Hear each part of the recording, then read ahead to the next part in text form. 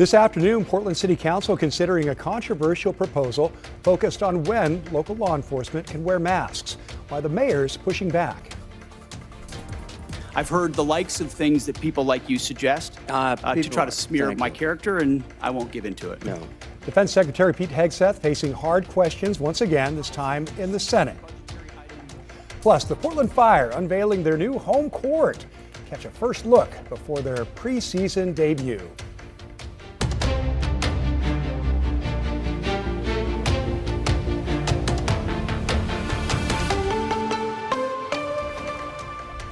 And taking a live look at the U.S. Capitol, where after 75 days, the House has passed a funding bill for most of the Department of Homeland Security. And good afternoon, and thanks for joining us at noon. I'm Tim Gordon. That bill now heads to President Trump's desk. In a voice vote, the chamber approved money for key parts of the agency, including the Transportation Security Administration, TSA. But the bill does not provide funds for immigration and customs enforcement. Republicans instead adopted a budget resolution to eventually provide $70 billion for immigration enforcement through a separate process on their own and without Democrats. Well, happening in a matter of hours, Portland City Council considering a controversial proposal focused on how law enforcement officers identify themselves. It would limit when officers can cover their faces and require visible identification, but there's already pushback from the mayor. Corey Johnson joins us with what's being considered and also what's at stake. This is the only item on the City Council's agenda today. It's a proposal that would require law enforcement officers in Portland to clearly show who they are, including a visible badge, name, and agency, along with an uncovered face in most situations. Now, the proposal, which is being led by City Councilor Samir Kanal, would require officers to be clearly identifiable during most interactions with the public, with some exceptions like undercover work. It would also require documentation of incidents, including officer name, badge, and agency, even if body cameras don't capture it. The ordinance comes after reports last year of masked individuals in tactical gear claiming to be federal agents carrying out enforcement actions, including in Portland, without clear identification. And city leaders say that's created fear and confusion within the community. This is also part of a broader effort by the city to improve transparency and rebuild public trust in law enforcement. But the proposal is facing pushback. Mayor Keith Wilson is asking a councilor to drop the plan, warning it could face legal challenges, especially after a federal appeals court recently blocked enforcement of a similar law in California. That's according to the Oregonian. He says the proposal could lead to conflicts with the federal government and put city employees in legally difficult situations. Still, the councilor behind the proposal says he won't back down, and a hearing is scheduled for today. And new at noon, a woman has filed a lawsuit in federal court against Delta Airlines for an incident that happened at SeaTac Airport. In the lawsuit, the woman claims she was injured in an emergency evacuation 2 years ago. Now, this is a plane that she was on. It was a Delta flight coming in from Mexico, which had just landed when the woman says an electrical fire started. Passengers were still on board and had to evacuate on an inflatable slide. In the lawsuit, the plaintiff, a 61-year-old woman, says that she went down the slide and hit the tarmac. She claims the impact gave her bruises and also injured her back, which required months of medical care. The woman alleges Delta Airlines was negligent during that emergency.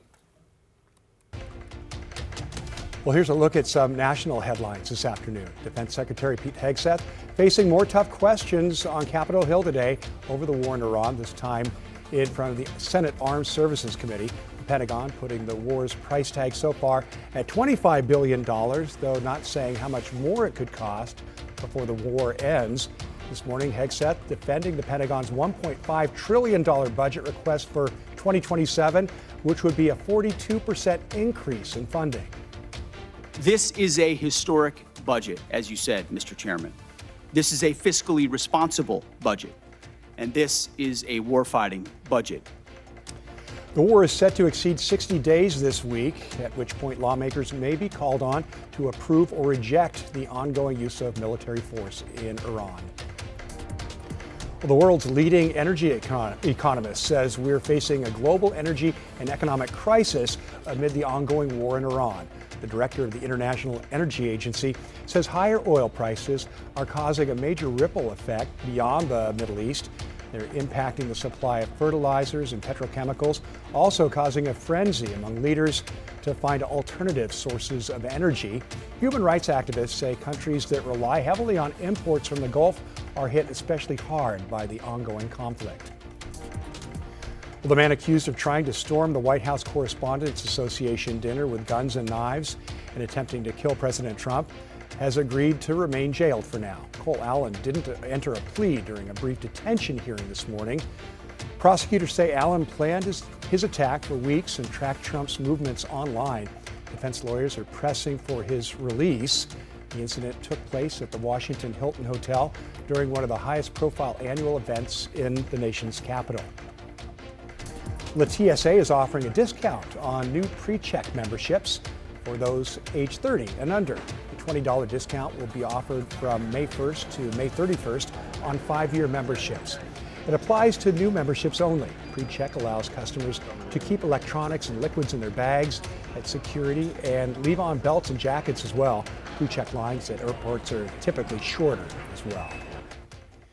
Let's take a live look from our Rose City Sky Cam this afternoon, where we're seeing temperatures warming up across the region. Just as anticipated, meteorologist Chris McGinnis here with more. And that's what this map shows, Tim. That 15 in Scappoose is a 15-degree warm-up from 24 hours ago, and we are 68 degrees right now in downtown Portland, so a whole 9 or 10 degrees warmer here at both in downtown and at the airport compared to 24 hours ago. Yesterday we were 71, 72 for a daytime high. Today we should be a good 8 to 10 degrees warmer as we go to the afternoon. So there you go. The warm-up has started. The live look in Salem right now. We've got some high, thin cloud cover that's basically just doing a little bit of a job to filter out the sunshine. The observation at the airport is clear, below 10,000 feet. The overcast is up really, really high, but a thin veil of cloud cover around the sun. Otherwise beautiful right now in Salem at 65. Here's the look from the spring to the waterfront. You can see some of that high, thin cloud cover over the Interstate Bridge, 67 there.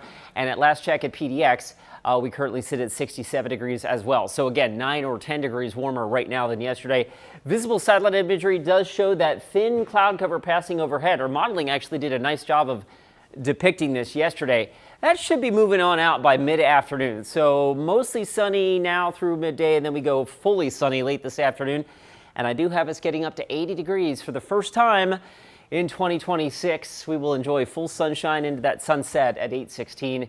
Temperatures up and down a little bit, but generally quite warm as we go into the weekend. We'll look at that coming up in just a few minutes. All right, here we go. Thanks, Chris. Well, today the Portland Fire unveiling their new home court design. They're calling it the Fire Pit. The team says the new court reflects the Fire's past, present, and future, honoring the franchise's roots while signaling a bold new era for basketball in Portland. You can see this court for the first time this Sunday at Moda Center as the Fire take on the LA Sparks. For the first time in decades, the Portland Fire returned to the court last night. They kicked off the preseason up in Seattle against the Storm. Sunrise reporter Thomas Schultz has the highlights.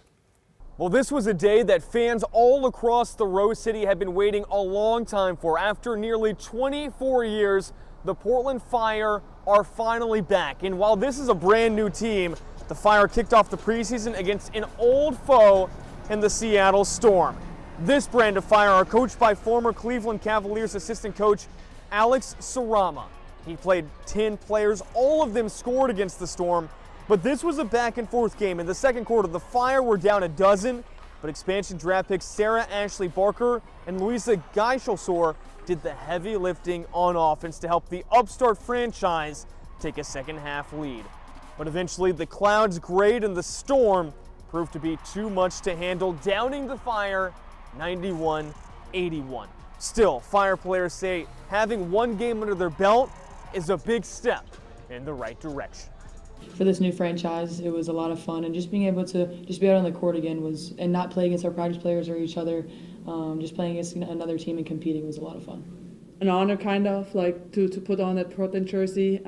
We all wanna wear it with pride. We wanna kind of like show what Portland is. An honor to wear the jersey, and the team will don those jerseys once again here at the Moda Center on Sunday for the final preseason game. They'll take on the LA Sparks before once again returning to the Moda Center for the home opener on May 9th. Outside the Moda Center, Thomas Schultz, KGW News. How cool is that? All right, well, a big-time matchup at Providence Park last night. The Portland Thorns hosting the second-place San Diego Wave on the pitch. Thorns strike early in the first half, going 1-0 less than 10 minutes into the game. Then in the second half, Portland's defense gets the steal. Sophia Wilson, here she goes, scoring her second goal of the season. There's the kick. Portland takes the win. The score 2-0. There's a lot of season left, but right now, the Thorns are firmly in first place.